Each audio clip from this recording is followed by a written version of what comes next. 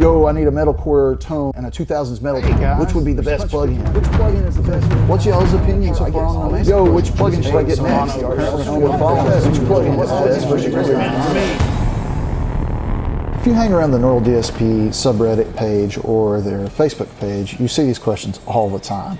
And it gets exponentially worse around big sale time. The correct answer to these questions is usually just use the trial. Trial's there for a reason. You get a 14-day free trial for as many plugins as you want. Problem with that is at this point there are so many offerings by Neural that it takes a lot of time and a lot of effort. I'm Josh here at Wyrm on the Moon, and today I'm going to attempt to help your picking a plugin problem and not waste your time doing so.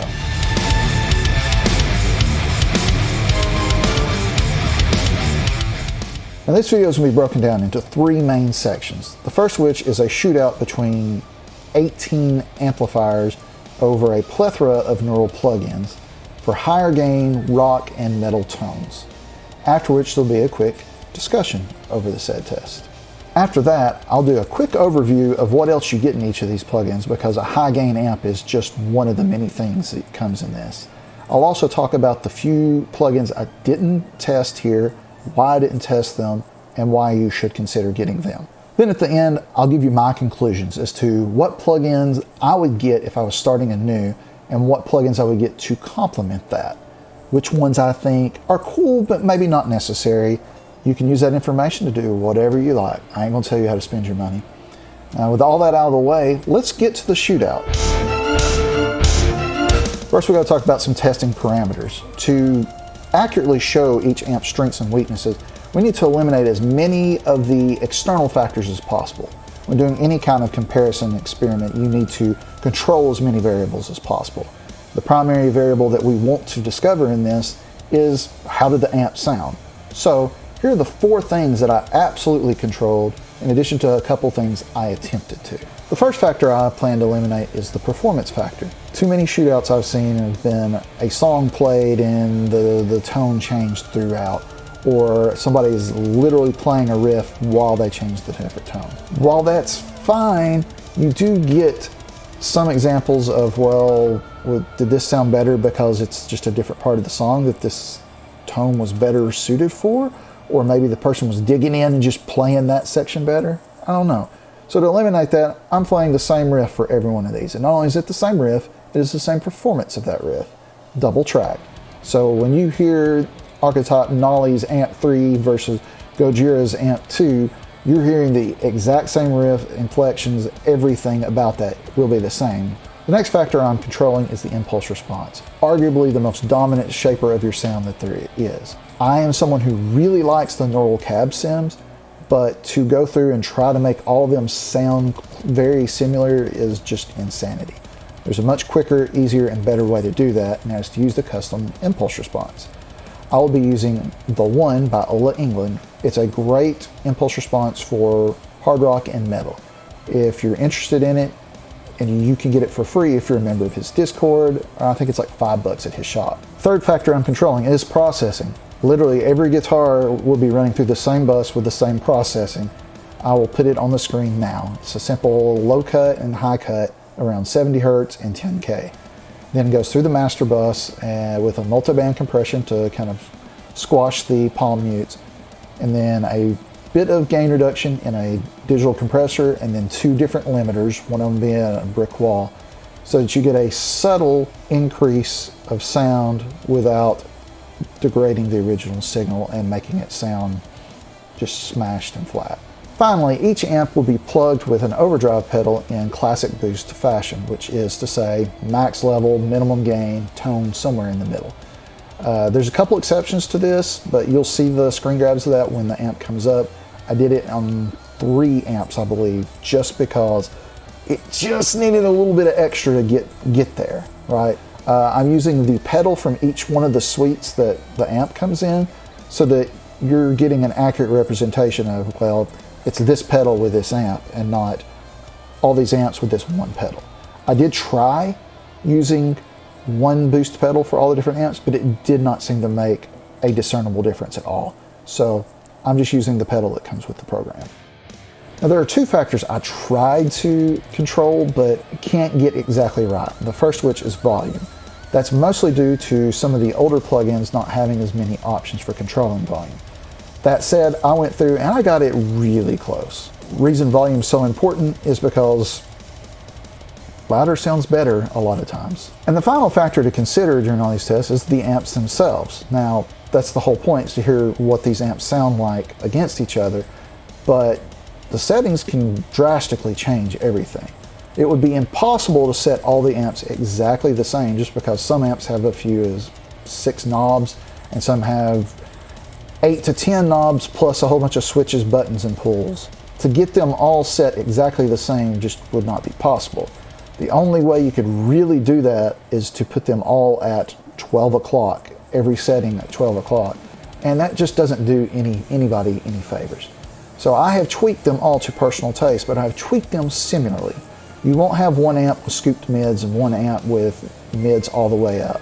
You're not going to have one amp with super high gain but low master volume, and then one with high master volume and low gain. These are all similarly set to sound in a similar fashion. This might not be the best possible way the amp sounds, but it is a really good sound, and they sound as close to similar as I believe they can. Which now brings the whole point of the test. How different do they sound? All right, so let's get on with the test. I'm gonna go through the cycle twice, once in a mix with drum and bass, once with the guitar amps and isolations themselves for you to contrast and compare. I'll see you in about 6 minutes.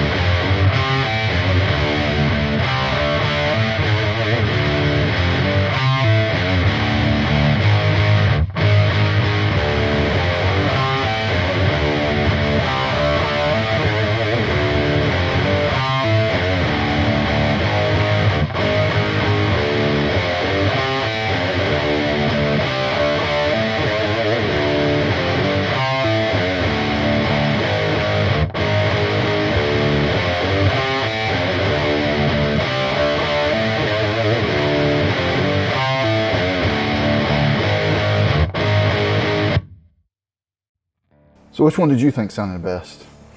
I mean, I thought they all sounded great, but there was one clear standout for me, and that was Gojira Amp 2. I don't know what they did when they captured that amp and what they did to it. It's just got like a grit and a growl and a grind to it that just nothing else had. And trust me, I tried to make every other thing have that quality. I adjusted everything I could think of, even putting the boost pedal from Gojira in front of other stuff. And I mean, not even Amp 3 in Gojira sounds like that one. I know it's modeled after a 5150, the EVH3, I think. I know it's modeled after a 5150. And I love 5150s, so that would make sense. But there are other 5150s in there, and they don't sound that good to me. Well, they sound great. They don't sound as good as that one. With that said, other than the Granophyre, one thing that I noticed about all of these amps is that, well, within a mix, they were quite indistinguishable from one another. Yeah, you could hear a little bit here, a little bit there, a different character of the amps, but in a mix, they all sounded A, really good, but B, really similar. And you could look at that as a bad thing or a good thing. If you're looking to make only one or two purchases, I think that's a good thing. Because that means pick the amp suite with the other features that you like the most, and you'll probably be happy with the high gain part of it.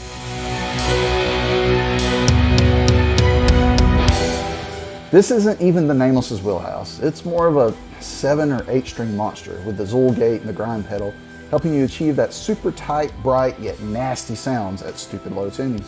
Yet, it does this too. It also does some pretty good classic rock tones. I mean, it is modeled after a Marshall, after all. It doesn't have much in the way of cleans, so while it is versatile for the gainy stuff, you will need something else to help with those kind of tones, even if it's just a delay and a reverb from your digital audio workstation. I give the Nameless a 7 out of 10. Now, Plini was my first Neural DSP plugin, so I'm well acquainted with its capabilities and limitations. It has virtually none of the latter. The clean sounds you get from this are fantastic. It does metal and everything in between. The second amp gives you all those Marshall-y type vibes that you want, while the third amp is based off of a 5150 and gives you all of those. The delay and reverb are great. The compression pedal is also really nice. This is one of those plugins that could be the only plugin you have. If it had more modern features or some modulation effects, I'd give it a higher score, but I'm giving this one an 8 out of 10. Like Plini, this gives you great cleans, great edge of breakup, great classic rock, great metal, and even some nice djenty stuff. I mean, Adam Get Good Nolly did this, so. It has a second distortion pedal for even more flavor, and even has a delay up front for some shoegazy type stuff. The fourth amp, which is based off a heavily modded Victory Duchess, if I recall correctly, is a sleeper in all of this.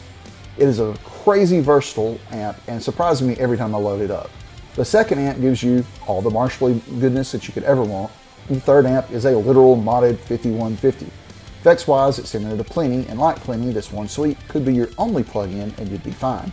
It kind of does everything Plini does with a few more options, but I also like the sound of Plini's Amp 3 more than anything Nolly offers, and I also like some of the mics in the cab sim of Plini more, so I'm giving Nolly the same score I gave Plini, an 8 out of 10. Omega Granophyre. Okay, we got to talk about this one a bit. This one's new to me. I trialed it because everybody was always talking about it, and it didn't seem right to do a high gain test without it. I'm glad I did. This thing is crazy sounding with a multitude of options for shaping high gain sounds. The voice switching completely changes the character of the amp, and the power tube selection, again, really changes the sound of everything. Sorry, Glenn Fricker. I only showed one of these combinations here, but could easily show you all 6 without changing a single knob, and all 6 of the tones would have been great, just by flipping a switch or switching tubes. It has nothing valuable in the clean department, so while it's extremely versatile for high gain, that's really all it's got going for it. It's more of an amp that you get as a supplement to the others. If you don't need cleans or have them covered elsewhere, this thing is amazing. But because it's so focused on the gain, I can't give it any higher than a 7 out of 10. Fort and Cali. This is another one that's old, but kind of new to me. It feels like a smoother, more flexible Nameless to me. I think it has 4 or 5 or maybe even 6 gain stages. So it's extremely versatile with any level of gain you want to talk about. They've added a delay and a reverb pedal to it since it came out, and they sound good. So it has another leg up on the Nameless in that respect. Now if you're a tone tweaker, you'll love this, but you might need to watch Neural's video on how to use it to understand what all the switches do. I know I did. The names are not very indicative as to what their functions are. It is not intuitive to me is what I'm saying. And that versatility, while good, is also a weakness from my perspective. Similar to the Plini and Nolly, this could be your only suite and you'd be fine. I'm docking it a half a point because I had to watch a video to understand what half the switches did. Still, it's incredible. 7.5 out of 10. Archetype Gojira. I already said earlier that I preferred its Amp 2 for heavy rhythm, and it's not even particularly close. It's also good for classic rock tones as well. Amp 3 is spectacular for heavy stuff and has recently become my go-to for lead. But what about cleans? I'm glad you asked. I think it does cleans as good or better than any of the other high gain suites and rivals some of the non-high gain suites. This suite introduced a chorus pedal, a phaser, and a shimmer reverb to the Neural DSP franchise, as well as a whammy pedal. It also has my favorite cab synth. It does it all. I firmly believe that this could cover 95% of the things 95% of guitarists want in a plug-in. It only gets docked because it lacks a doubler and transpose feature that the newer plugins have, otherwise it would be a 10. Those things are supposedly coming according to a recent email from Neural though, so fingers crossed. In the meantime, 9.5 out of 10. Soldano sounds like a Soldano, which means it's freaking awesome. In the clean spectrum, it's got chorus delay and reverb, and can do sparkly cleans up through edge of breakup, through the rock, into the heavy stuff. It can do it all, and it sounds fantastic doing it.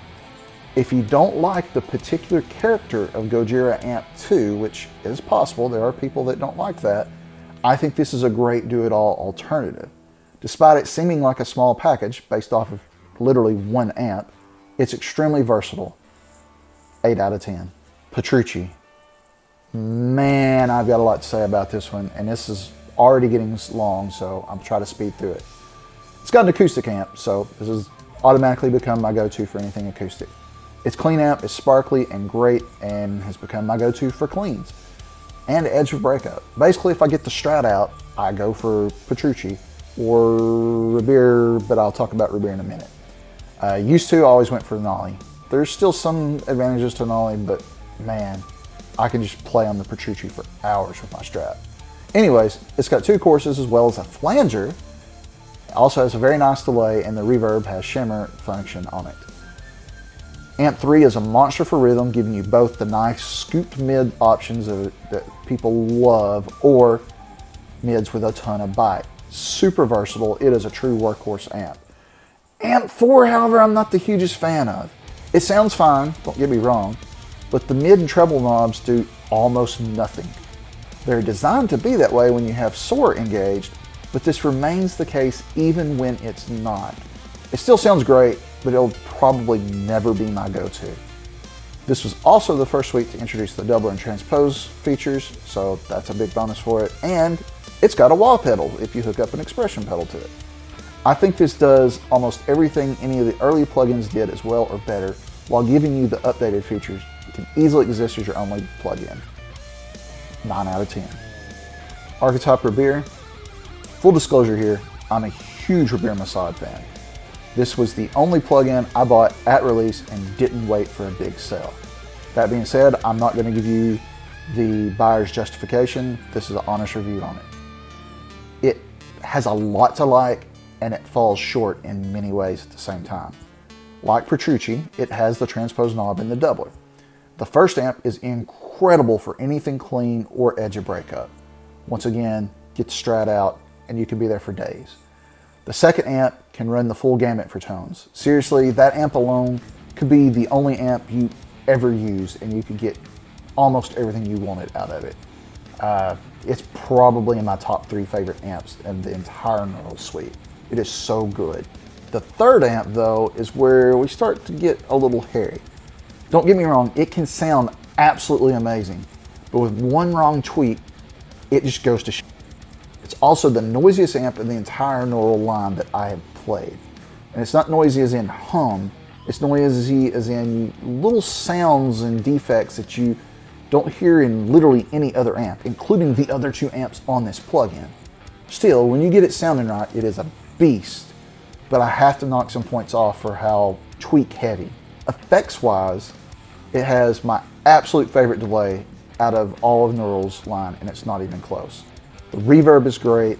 It has an octaver. It actually has 2 octavers because the vintage modern switch switches between 2 pedals. Same thing with the distortion pedal, and same thing with the fuzz pedal. By the way, it's got a fuzz pedal. I normally don't even like fuzz too much, especially on humbuckers, but this one's sick. I previously said that Petrucci had become my Strat go-to, but with the fuzz on the first 2 amps, man, Rabeaafro has closed that gap considerably. And we haven't even talked about the synth yet. Now, honestly, in my viewpoint, the synth is a great gimmick. With mad proper tweaking and flawless playing, it could add a lot of versatility to your sound. The problem is that, again, it's super noisy and makes all kinds of weird little squawks and squeaks and noises that you're supposed to be able to tweak out, but I haven't been very successful in doing that yet. Still, it has an amazing amount of potential, and it sounds really sick when you get it right. So someone better than me can probably get a lot of mileage out of it. All in all, to me, the positives outweigh the negatives, and it could certainly exist as the only amp sim you own, and you'd be able to do pretty much anything you ever wanted.